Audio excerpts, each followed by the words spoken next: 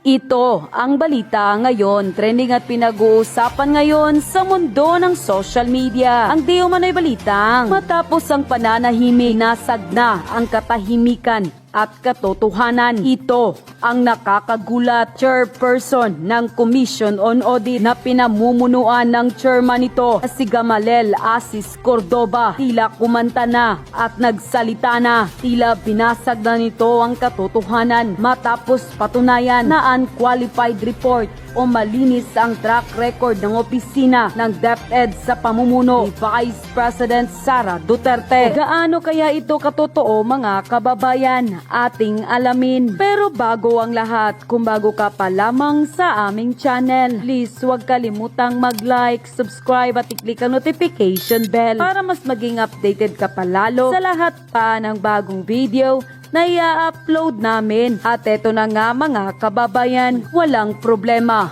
walang ninakaw, walang korupsyon sa DepEd sa panahon ng Vice President na si Sara Duterte. Ito ang tila matinding pasabog ng katotohanan ng Commission on Audit o COA at matapos ang tila kontrobersiyang mga kaliwat ng mga aligasyon sa Office of the Vice President at tila pinupolitika lang umano lahat ng mga kontrobersiyang binabato sa Office of the Vice President. Ito'y ayon mismo kay Vice President Sara Duterte. Mukhang mapapahiya ng araw ang mga kongresista sa inilabas na report at pahayag ng Commission on Audit na pinamumunuan ng chairman nito na si Gamalel Asis Cordoba. Matapos patunayan nito na unqualified report o malinis ang track record noon sa opisina ng DepEd noong si Vice President Sara Duterte pa ang namumuno. Tila tiyak rin daw na kahihiyan ang aabutin ng mga ilang kongresista sa Kamara de Representante na hanggang ngayon ay tila naniniwala pa rin sila na mali ang pamamahala ng pangalawang Pangulo na si Sara Duterte noong ito pa ang kalihim ng kagawaran ng edukasyon. Dahil dito, kinumpirma na mismo ng Commission on Audit at Chairperson na si Gamalel Cordoba na walang naging maling paggastos ang pangalawang Pangulo nung ito pa ang DepEd Secretary. At sa katunayan, sa kauna-unahang pagkakataon noong taong 2022, nakuha ng Department of Education ang highest audit rating mula mismo sa COA dahil nakita nilang maayos ang paggastos ng pera ng taong bayan sa pamamalakad mismo ng pangalawang Pangulo na si Sara Duterte. Yun pa sa post ng Dare to Us, Department of Education, DepEd, under VP Inday Sara Duterte, receive an unqualified, also referred as unmodified, clean opinion in 2022 and 2023. For the very first time in 2022, yes, first time, the Department of Education was issued an unqualified opinion by Commission on Audit, COA, on its financial statements under the leadership of VP Inday Sara Duterte. I believe this is one of the major accomplishments of VP Inday. Yes, she took over towards the last half of 2022, but the responsibility of financial report preparation for the whole year is under her leadership. She mentioned this accomplishment during her turnover to Sani Angara. Hindi ito nabalita sa mainstream media noon. Ignore, no pansin. So I dig and check the previous annual audit reports of DepEd from 2012 to 2021. Only available report, and in those years, DepEd was issued a qualified opinion, not very positive. Finally, in 2022, unqualified opinion na COA's highest audit rating, and as just reported in 2023 also, unquote. Nabasa niyo yan, guys? The COA issued an unmodified opinion indicating DepEd's financial statements are free from material misstatements. In short, walang problema, walang ninakaw, walang korupsyon sa DepEd sa panahon ni VP Sara. So, ano na naman, fake news na naman kayo, 'di ba? Hindi na naman kayo nagtagumpay. Malinis ang VP Sara. Kaya kung ako sa inyo, hintayin nyo na lang ang 2025 at 2028. Kaya tila maliraw ang kaliwat ng pinupunto ng mga ilang kongresista na marahil mali daw di umano ang naging paggastos ng pangalawang Pangulo sa kagawaran ng edukasyon, lalo't may mga tila lumulutang raw na unused laptop at ilan pang hindi pa umanong mga nagastos ng ahensya ni Vice President Sara Duterte. Tila nagtagumpay man ang mga mambabatas, tapyasan ang budget ng Office Office of the Vice President para sa taong 2025 ay laking sampal naman sa mga mambabatas ang sinabi ng COA dahil sa ganap na 2023 audit report ng COA, ang Department of Education ay undefined opinion. Take note, mula ito sa sinabi ng COA. Ano nga bang ibig sabihin ng undefined opinion, mga kababayan? Unmodified opinion. When a certain agency receives unmodified opinion from Commission on Audit COA, it means that the COA found no significant issues with the way the agency's financial records were reported. An unmodified opinion is also referred to as a clean opinion, which is the most favorable outcome an organization can receive in an audit. Ano ang sabi ng mga congressmen? Na misuse daw ni VP Inday Sara Duterte ang budget, complete opposite of COA's findings. And Kailan ba nagsimula yung pambabastos nila? Last year, after that meeting with the Makabayan Black and Martin Romualdez. They started destroying my name, pummeling me in the media with a multi-million PR campaign. Pinastos pa nila ako ng mga pagsisinungaling nila na kesyo taksil, kesyo korap, abusado. Putang ina ninyo.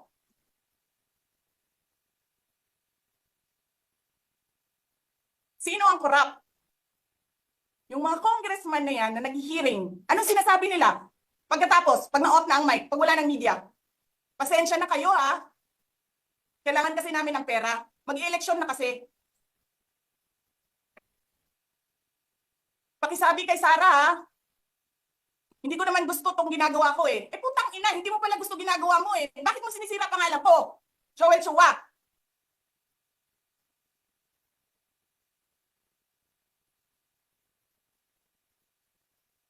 Ganyan. Ganyan ang bansa. This country is going to hell because we are led by a person who doesn't know how to be a president and who is a liar. Alam nyo anong pruweba ko na sinungaling siya? Tinanong ko, dalawang businessman. Matagal na sa negosyo ng bigas. Because I was concerned. This is a campaign promise. 20 pesos na kilo ng bigas. And so, I really sat down and talked to a businessman. Sabi ko, sabihin mo sa akin, kung magagawa ba yung 20 pesos?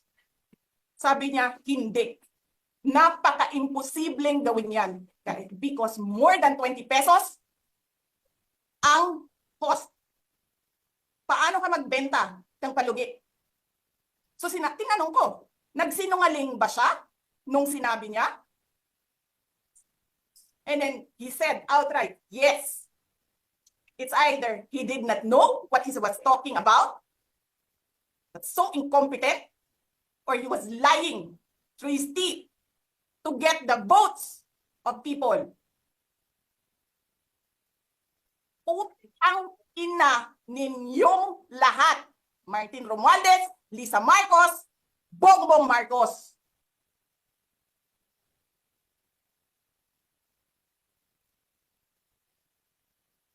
Ginigit-git nyo yung mga tao ko dyan sa envelope na yan. Lisa Marcos, naalala mo, nagpadala ka sa akin ng video? Sinabihan mo ako saan kukunin ang pera. Pinakita mo ang muka ng tao doon sa video message mo. Hi,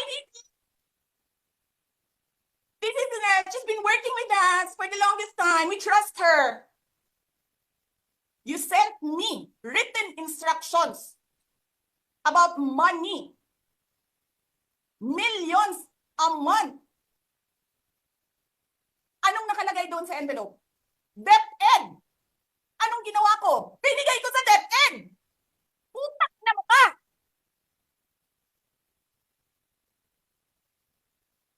Wala ka ngang posisyon sa gobyerno, namimigay ka ng pera ng gobyerno eh.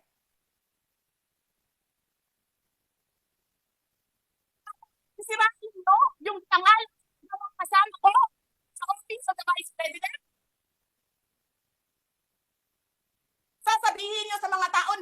yan, confidential funds yan. Niwala nga kayong isang proof na confidential funds yan. Naniwala lang kayo sa isang babae na ang pangalan ay Gloria Mercado na nagsabi confidential funds yan, na hindi nyo nga nilabas na wala pang confidential funds, meron ng white envelope. Kasi 2022 pa lang, ang ina mo ka, may utos na ng pera sa DepEd. Tapos kami yung nagsisinungaling? Nagpipigil ako eh. Kasi gusto ko lang magtrabaho. Gusto ko lang tapusin nyo na yung show ninyo dyan sa House of Representatives para makabalik na kami sa trabaho namin. Tapos ganyan ang gagawin ninyo sa amin dahil hindi kami sumusunod sa inyo? Dahil ayaw na namin tumulong sa inyo? Ganito gagawin ninyo? Presidente ka, may speaker ka na involved sa bribery ng Supreme Court justices. May video, may kaso, may witnesses. Hindi mo tinanggal yung speaker mo. Pinabayaan mo siya abusuhin ang pera ng bayan. Paikot-ikot sa buong bansa, namimigay ng pera na para bang kanya yung pera. Eh di ba nga, lagi niyo sinasabi separation of powers? Anong trabaho ng legislative branch? Gumawa ng batas. Anong ginagawa ni Martin Romualdez? Nagdidirect ng DSWD, namimigay ng ayuda,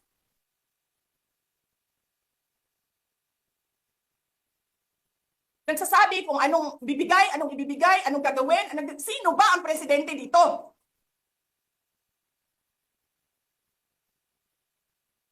Alam nyo, alam namin, mali ang ginagawa ninyo. Sinabihan ko lang mga kasama ko sa Office of the Vice President, pasensya na, sumunod na lang tayo para matapos na sila.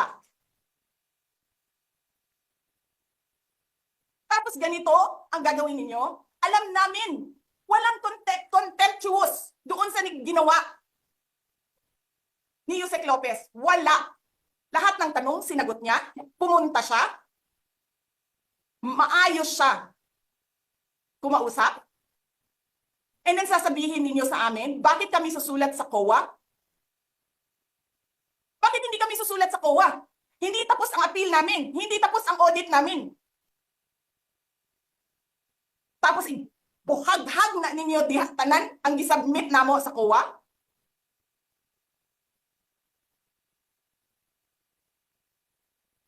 Tama ba yun?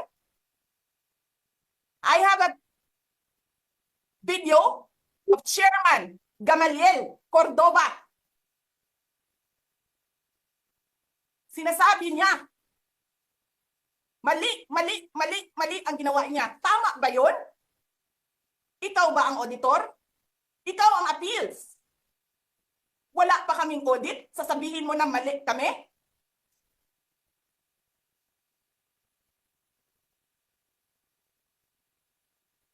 Ang ina ninyo.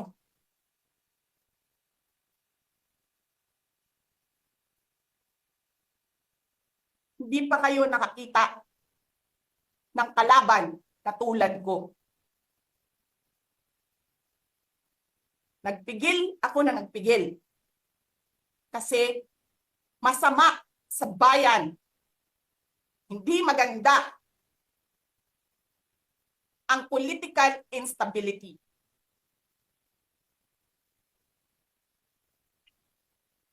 Pinabayaan ko kayo sirain ng pangalan ko. Kasi I have nothing to lose.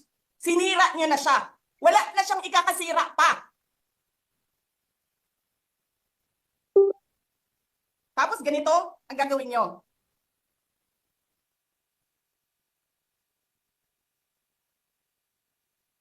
Hindi ko alam paano nakakatulog ang Chief of Staff ng Armed Forces of the Philippines. Gabi-gabi, mahimbing ang tulog mo. Ganito ang bayan natin. Bilyon ang nawawala. Tanungin nyo si Congressman Ungab, chairman ng Ways and Means, chairman ng Appropriations Committee. Tanungin nyo siya, paano nawawala ang pera? Paano nyo ginodel ang pera ng Department of Education? Martin Romualdez. Inattach nyo ang projects na hindi man lang dumaan sa paaralan, sa SDS, sa region, even sa central office. Basta na lang listahan ng mga congressman. 19 billion. Tapos, nung 1 billion na lang ang naiwan sa DepEd, anong ginawa nyo? Kinuha nyo ang 5 billion sa repairs, nilipat nyo para mukhang lumaki ang pera.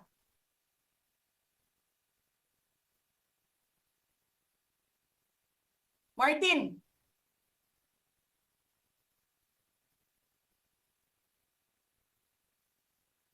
nangangampanya tayo. Nakasakay tayo sa eroplano. Magkatabi tayo. Nagre-reklamo ka, putang ina ka, walang pera. Kasi, ano sabi mo? Gium-um ni Lisa Marcos o ni BBM ang kwarta. Walang pera sa kampanya kasi hindi nagbibigay si BBM at si Lisa.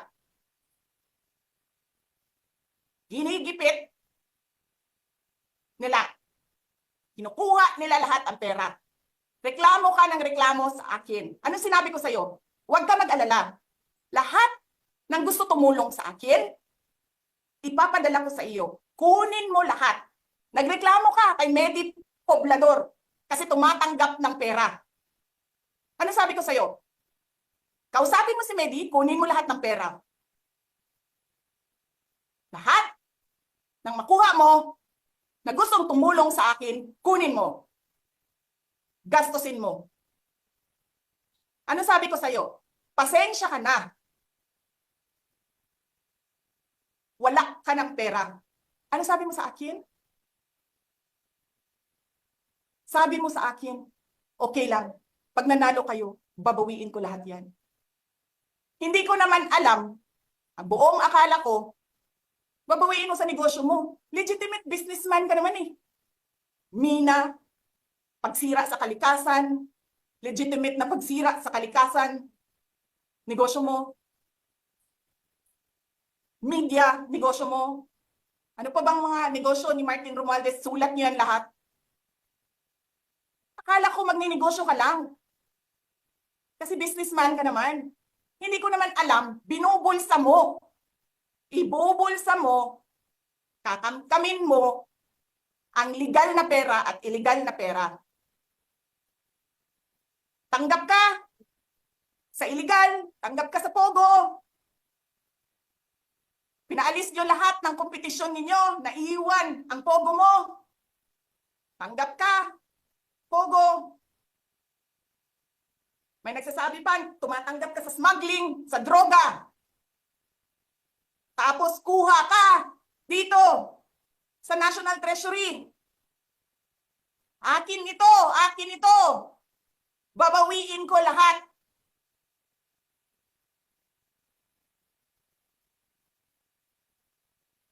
Masakit sa akin, Martin, hindi yung pagsira ng pangalan ko eh. Ang masakit sa akin, maalis mo man ako sa presidential race, hindi pa rin ikaw ang presidente, king ina mo. Walang buboto sa'yo. Please lang. Wala. Hindi ka nga dumadaan ng contest eh. Kasi wala kang kalaban sa Tacloban. Kasi binibili mo, pinapakidnap mo, hinaharas mo ang mga kalaban mo. Hindi ka dumaan ng contest. Ang alam mo lang, kasi mayaman ka, bibilihin ko lahat ng tao ng pera. E pobre man mong tanan, kwarta na may inyo. There is nothing in you except money. Yan lang. Martin, harapin mo yung katotohanan. Walang puking ina, walang buboto sa iyo. Senador man, Vice President man, President man, walang buboto sa iyo. Hindi ko nga alam kung mananalo ka pa ngayon sa Tacloban eh. Palamang hindi na. Sinong gusto sa lahat sa buong Pilipinas ang ibalik ka sa Kongreso? E di lahat ng tao pupunta yan doon sa Tacloban, mangangampanya niya yan sa kalaban mo. Kasi magnanakaw ka. Hindi ka dumadaan sa audit.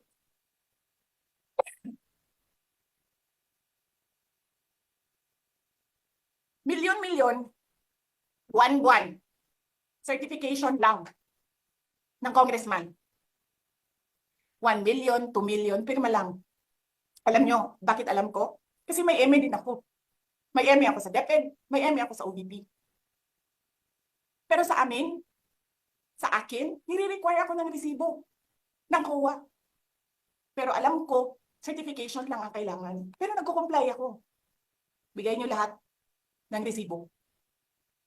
Pero ikaw, pirma mo lang, hindi mo nga ata pirma yan, pirma lang ng staff mo yan. Milyon-milyon dyan sa Committee on Accounts. Lumalabas ang pera.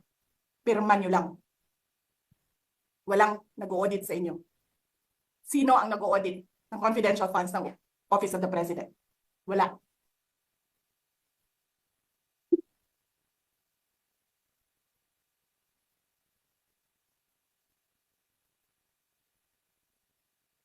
Yan ang Pilipinas. Yan ang bagong Pilipinas.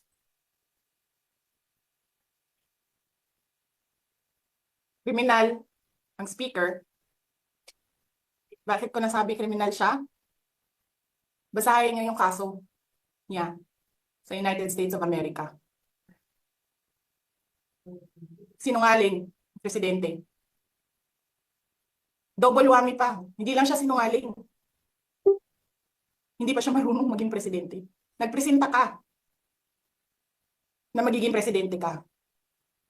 Tapos, hindi ka pala marunong.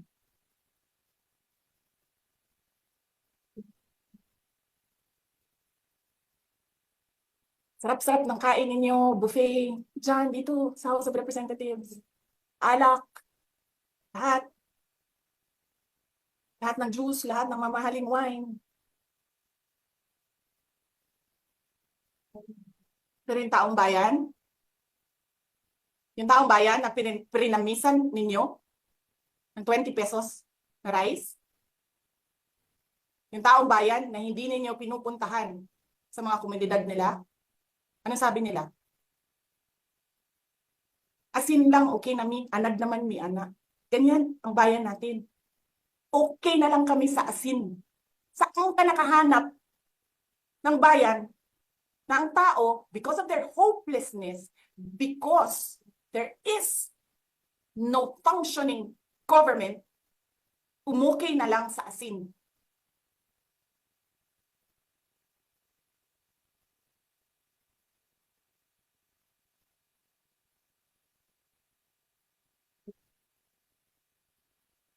Buti na nga lang, abogado si Atty. Lopez eh. Kasi alam niya kung ano sasabihin niya doon sa mga pumasok sa kwarto niya. Na take note, nagnakaw pa ng cellphone. Saan ka nakahanap? Papasok ka, nanakawin mo yung cellphone, dadalhin mo pa yung tao.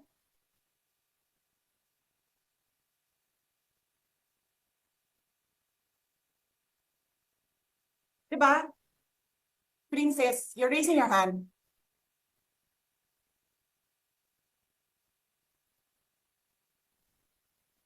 Hello? Narinig po ba ako, Princess Maui? Yes. Oh, thank you. Good morning po, Madam Vice President. Thank you so much nga po pala sa dala niyong hopya nung hearing na pumunta kayo for PRRD. Kami yung nasa likod niyo po, yung tinawag nilang bastos kasi pumalak pa kami because of Congresswoman Cardema. Yan. Thank you, ma'am. Nakakain kami. Ako po ay natatakot kumain ng pagkain doon baka mamaya. Ma'am, mag-iingat po kayo. Nasa teritoryo kayo ng kalaban. Okay lang Nag-aalala po po, kami. ma'am, kasi sila naman ako eh. Sila talaga yung bastos eh. You reap Opo, what you okay. sow. Yeah. Mag-iingat po kayo kasi sa dinami-rami po ng inyong mga pasabog ngayong gabi, it seems like marami po talaga kayong alam about them, no? Dahil sa pagkakasama niyo sa kanila during the campaign and during the 2022 elections. Baka po mamaya kasi totoo yung mga naririnig namin or yung, I don't know if it's true, na meron daw silang Operation Romanovs and baka bala kayong ubusin ang inyong pamilya dahil hadlang kayo sa kanilang mga balakin in the future. So mag-iingat po kayo. Kami po kasi kami ng EDSA Friday Group, kami yung bumababa every Friday dyan sa EDSA because we believe yan yung tamang venue sa dinami-rami na ng problema natin. Ang kaya lang naman po namin gawin ay manawagan na bumaba na yan. Eh ano po kaya ang remedy naman ninyong mga nasa posisyon or ng mga kayang labanan itong napakarami na pong ginagawang korupsyon at krimen laban sa taong bayan? Ano po ang pwede nyo maging remedy para matapos na ito? Lalo't nagsisigaw na po ang taong bayan na mag-people power na. Yes. Huwag kang mag-alala, ma'am, sa security ko. Kasi may kinausap na ako na tao. Sinabi ko sa kanya, kapag pinatay ako, patayin mo si BBM, si Lisa Araneta, at si Martin Romualdez. No joke. No joke. Nagbilin na ako, ma'am. Pag namatay ako, sabi ko, huwag ka tumigil hanggang hindi mo mapatay sila. And then he said yes. So, alam mo, ma'am, yan ang lagi kong sinasabi sa Makabayan Law nung mayor pa ako. Ang laban, wala dyan sa EDSA, ma'am. Wala dyan sa mga highway. Ang laban, ma'am, nandun sa loob ng palasyo. Yan ang problema. At yun na nga mga kababayan, ano na ang masasabi mo? Kung mayroon kayong hinaing at komento patungkol sa balitang ito, please comment down below. Pag-uusapan natin yan sa comment section. At kung nagustuhan nyo ang video, ay huwag kalimutang mag-like at i-share na din para mas marami pang makaalam at umabot ito sa marami sa ating mga kababayan. Maraming salamat po!